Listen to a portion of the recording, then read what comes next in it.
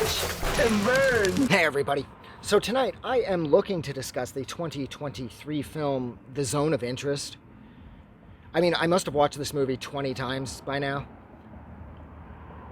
I don't know, this is like hands down the best movie that I've ever seen to do with the Holocaust.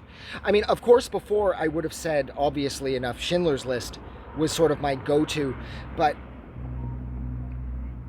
I found Schindler's List to be kind of punishing.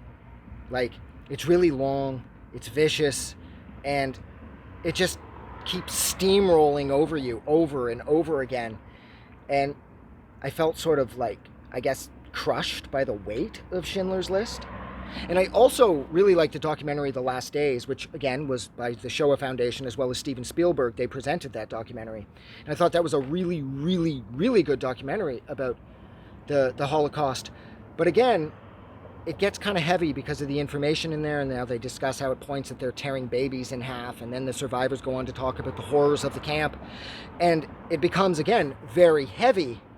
And then I heard about this coming out and how unique this movie was going to be and how it was going to show none of the atrocities. And at first, I sort of took that to mean that this was going to be another sort of, more of like a Nazi police procedural sort of, you know, where you see a bunch of Nazis, the officers and all that sitting around boardrooms coming up with the idea of the final solution or whatever. But then I kept hearing more and more, but no, that's not the kind of movie this was going to be. This was going to show like the Hess household, like Rudolf and his wife Hedwig. And I was like, but they lived at Auschwitz. So how could they, like, how is this not supposed to show the atrocities? And this is just about them. Every single scene in this movie is horrifying. And I loved that about this movie. Like, every single scene in this is wrong. And it's the simplest things, like whether it's you know, one of the Polish girls that Hedwig's employed in the Hess household to help her around the house. As she's putting away something in the pantry or whatever, you hear gunshots going off in the background, a couple distant screams. And of course, that is, once again, because they are literally right next to Auschwitz. And this whole movie is audio-based. And I've come across a couple people who said that the movie was just sort of like nothing. They're like, we saw it. And they're like, it wasn't bad at all. It was just boring. Like, it was just these people going around their houses, eating and stuff, talking to their friends, and their kids buying their dad a boat. And I'm thinking to myself, well, like, you got to listen to the movie, right? And everybody that liked that, everybody that had that opinion, they were sort of like, well, we did. It's nothing. I mean, I don't give a fuck what Rudolf Hess was up to. I don't care. Oh, look at this. He came home and had dinner with his family. And I'm like, yeah, but you're kind of missing the point of the whole movie. The movie takes place behind that. You know, the other thing that I absolutely loved about this movie was it's like one giant nod to Michael Haneke. I loved that, like, so much. I thought that was so fitting because this echoes Haneke's The White Ribbon so effectively. And the two go hand in hand because Haneke's White Ribbon was about the Third Reich while they were children before the beginning of the First World War, and showing the type of person that live in the village where all the characters in the movie are from, and how evil they are even as kids, which does show you that they're going to grow up to become really evil adults. And this has Michael Haneke written all over it. Those static shots were, you know, like again in The White Ribbon, like when was it the pastor when he's disciplining his kids and he's spanking them behind the door? The door closes and you see the hallway with the door closed and you hear the kid getting hit on the other side. And that is this entire movie, is you have to hear everything on the other side, you know? And really, I think the real evil person in this movie is Hedwig Hess. Now, was she complicit? You know, her kids have since said definitely. She knew about everything that was going on, but this movie makes no qualms whatsoever. This movie is pointing its finger most seriously at Hedwig. This movie is all about Hess's wife. You know, don't have any illusions about that. This is about the evil in that woman. An interesting side note about Hedwig Hess was that in Auschwitz, using the slave labor, she created the upper tailoring studio, I believe it was called. And she created this in the part of Auschwitz, for anybody that doesn't know. This was taking place, I believe, in Canada, if memory serves, which was referenced at the start of this film where her and a couple of her Nazi friends are sitting around, and they're discussing how, like, oh, so and so didn't know, and I told her I got it from Canada. She was like, how did you make it all the way to Canada? And then everyone laughs. And I think it's Hedwig that says that, oh, everybody makes that mistake at first. And what Canada was it was the part of Auschwitz where they kept more expensive things. Like, I know that a lot of the more expensive clothing ended up in a warehouse in Canada, the part of Auschwitz known as Canada. And it was because, if I'm not mistaken, the Germans believed that Canada, as in the country I'm in now, was a land of untold riches. And so they named part of that camp where they kept some of their riches, Canada. And of course, they spelt it with a K. And so Hedwig started the upper tailoring studio using slave labor from Auschwitz, using the expensive clothing that they got of the wealthy Jewish women when they were stripped and brought into the camps and effectively gassed or worked to death or whatever. Hedwig went in and had the slave labor, the talented seamstresses and the tailors, had them create new outfits from these dead women's clothing for the Nazi elite, Hedwig and her friends. They wanted to look good.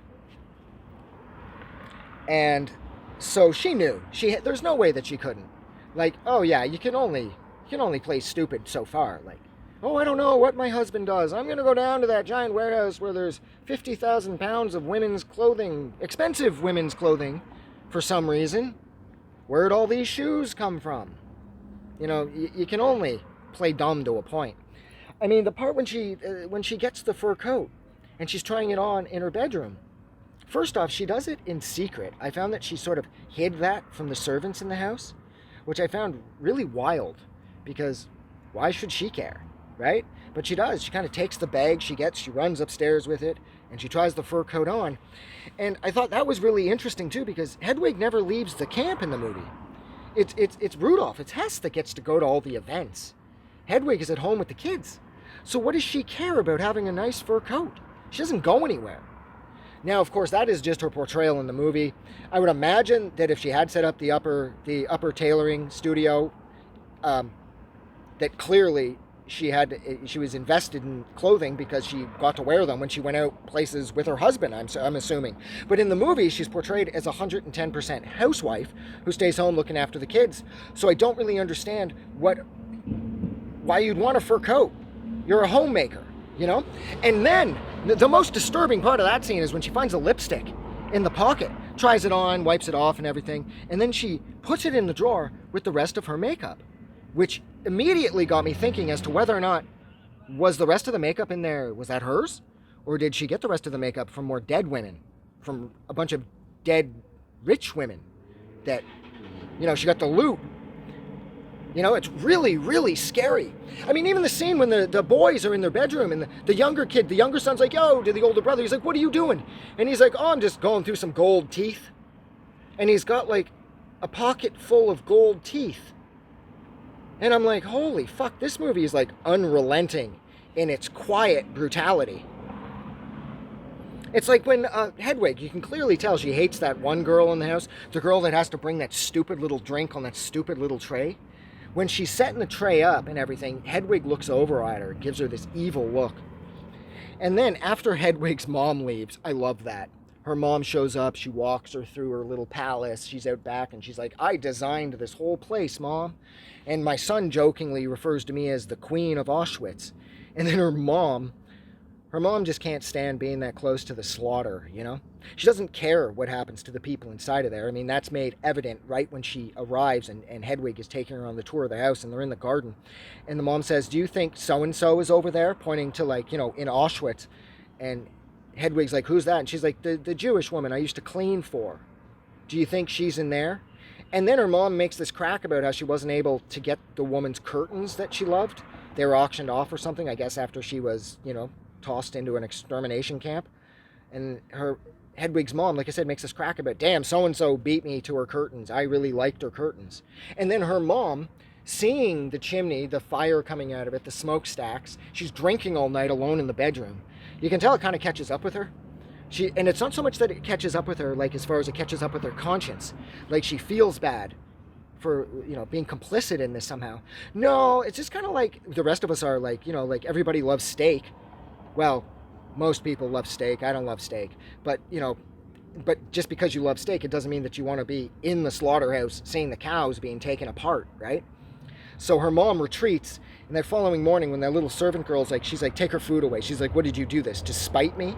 You know, because Hedwig assumed that all the servants knew that her mom left, even though I don't think they did. And then she makes that crack to the chick. She's like, my husband could sprinkle your ashes all over Europe if I so chose. And I'm like, okay, this movie is pointing its finger directly at Hedwig.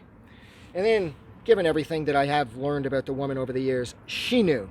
There's no way that she didn't. And I think actually that's where I'm going to leave it. This movie was absolutely stunning. The score was flawless. The score was terrifying. The end of this movie is so smart, with Hess descending deeper and deeper into the darkness. This movie was absolutely amazing. This is like one of the best movies I've ever seen, period. But it is definitely the best movie that I've ever seen about the Holocaust. I mean, I just can't get enough of this movie. Oh my God, when Hess finds the jawbone in the river, makes his kids come home and scrub down. Fuck. But yeah, that's it. I'm getting out of here. So thank you so much for hanging out with me, wow, for a little over 11 minutes while I discuss the 2023 film, The Zone of Interest. Like always, if you like this movie or you like this review, don't forget to go out and do something nice for somebody. But most importantly, never forget that the world is a way better place because you are in it. I'm getting out of here. Have a good night.